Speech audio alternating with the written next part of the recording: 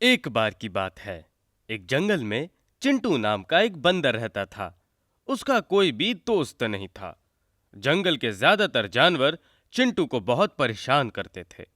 चिंटू दिखने में छोटा था, इसीलिए जानवर उसे चिढ़ाते थे। उसे कोई भी दोस्ती नहीं करना चाहता था, क्योंकि जो भी उससे दोस्ती करे, जंगल के जानवर उसे भी परेशान करना शुरू कर देते थे। एक बात जो किसी को पता नहीं थी, वो ये थी कि चिंटू बंदर बहुत होशियार था और उसका दिमाग बहुत तेज चलता था। चिंटू एक बार जंगल में टहल रहा था, तब अचानक से उस पर किसी ने पानी डाल दिया। उसने देखा तो मोटू हाथी ने उस पर अपनी सूंड से पानी डाला था। क्या मजा आया! इस चिंटू को दिन में एक बार परेशान ना करूं तो चैन नहीं आता। और ये तो अच्छा खासा मेरे सामने आ गया। पर चलो, मुझे तो बहुत मजा आया। चिंटू बंदर उदास हो गया। मोटू, तुम मुझे क्यों परेशान करते हो? मैंने तुम्हारा क्या बिगाड़ा है? तुम इतने छोटे हो और मुझसे सवाल करते हो। चलो हटो सामने से। ये कहकर मोटू हाथी वहां से चला जाता है, पर चिंटू उदास ही रह जाता है। वो ऐसे ही जंगल में घूम रहा होता है। तब उस पर अचानक से कई सारे केले के छिलके आ गिरते हैं। वो देखता है तो गोलू गोरिल्ला ने उस पर केले के छिलके डाले होते हैं। उसका मुंह तो देखो कैसे उतर गया है। हाँ, उसका मुंह तो देखने लायक है। चिंटू बंदर कुछ नहीं कहता है और वहां से निकल जाता है। रास्ते में उसे छोटू चूहा मिलता है। छोटू चूहा चिंटू का इकलौता दोस्त होता है। दोनों सबसे छुपकर मिलते थे, क्योंकि चिंटू नहीं चाहता था कि उसकी वजह से कोई छोटू को परेशान करे। अरे चिंटू, कैसे हो तुम? कुछ ठीक नहीं लग रहे। नहीं, मैं ठीक हूँ। मुझसे झूठ मत बोलो।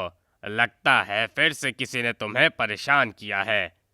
ये तो रोज की बात है यार। और वैसे भी मैं कुछ कर भी नहीं सकता। जाने दे।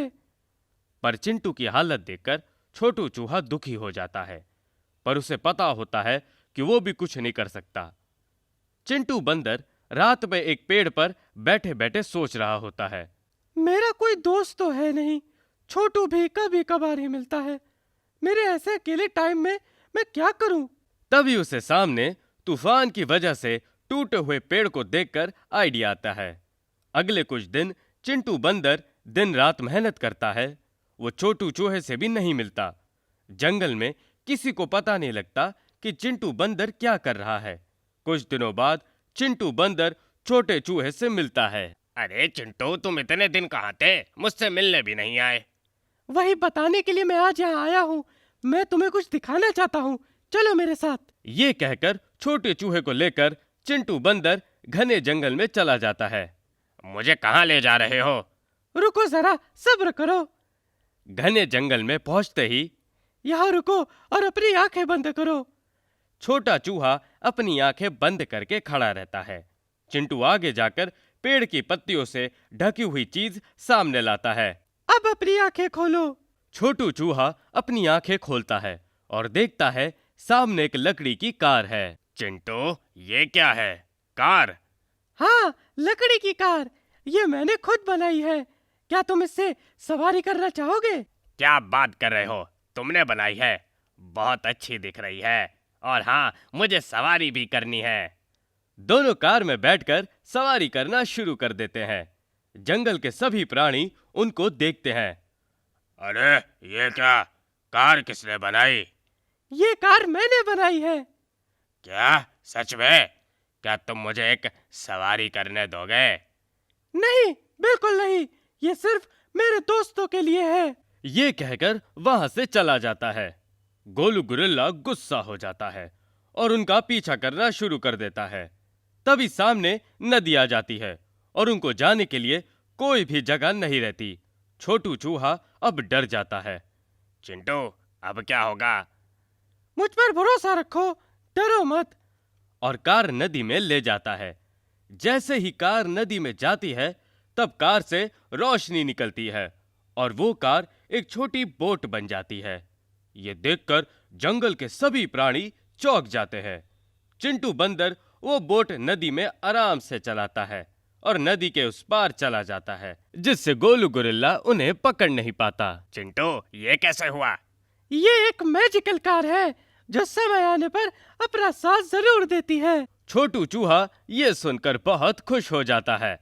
पता नहीं ये चिंटू ने वो मैजिकल कार कैसे बनाई है।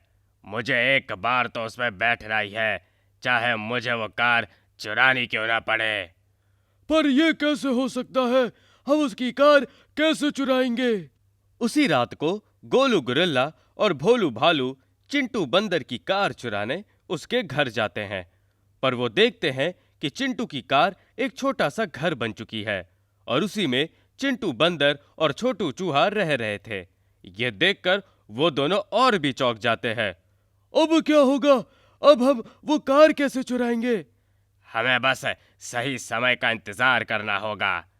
अगले दिन चिंटू बंदर और छोटू चूहा जंगल में कार लेकर सैर कर रहे थे और जंगल के तालाब पर पहुंचते ही वो दोनों कार से उतरकर तालाब का पानी पीने चले जाते हैं।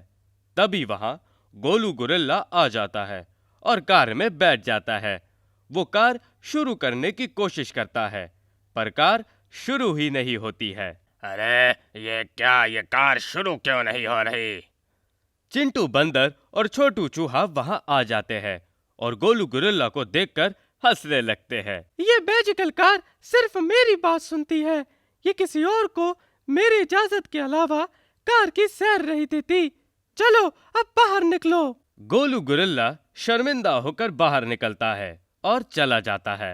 कुछ दिन बाद चिंटू बंदर और छोटू चूहा कार की सैर कर कार जंगल के पहाड़ पर ले जाते हैं और वहां खेलने लगते हैं। उनका ध्यान कार पर नहीं रहता। गोरिल्ला और भोलू भालू वहां जाते हैं। अगर ये कार नहीं चला सकता मैं, तो कोई भी ये कार नहीं चलाएगा। मैं इस कार को तोड़ दूंगा।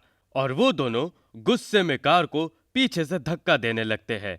जैसे ही कार पहाड़ के किनारे आती है, चिंटू बंदर ये सब देख लेता है। तुम दोनों ये क्या कर रहे हो? मेरी कार को छोड़ दो। अभी तो बहुत देर हो गई। ये कहकर वो कार को जोर का धक्का देते हैं। तभी कार पहाड़ से नीचे गिरती है। गोलू गोरिल्ला और भोलू भालू पहाड़ के नीचे देखते हैं, पर उन्हें कार नजर नहीं आती। तभी चिंटू की कार एक छोटा प्लेन बन चुकी होती है और वो उड़ते उड़ते चिंटू बंदर के पास आ जाती है। चिंटू बंदर मुस्कुराता है। तुम दोनों मेरी कार का कुछ भी बिगाड़ नहीं सकते। तुम मेरी कार का पीछा छोड़ दो और मुझे परेशान करना भी छोड़ दो। मुझे तुम दोनों से अब कुछ फर्क नहीं पड़ता। ये सुनकर गोलू गोरिल्ला और भोलू भालू वहां से चले जाते हैं।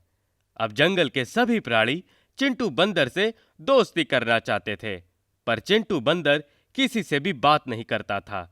अब जंगल में कोई भी जानवर चिंटू को परेशान नहीं करते थे। इस बात से चिंटू बहुत खुश था। उसकी और छोटू चूहे की दोस्ती और गहरी होती गई।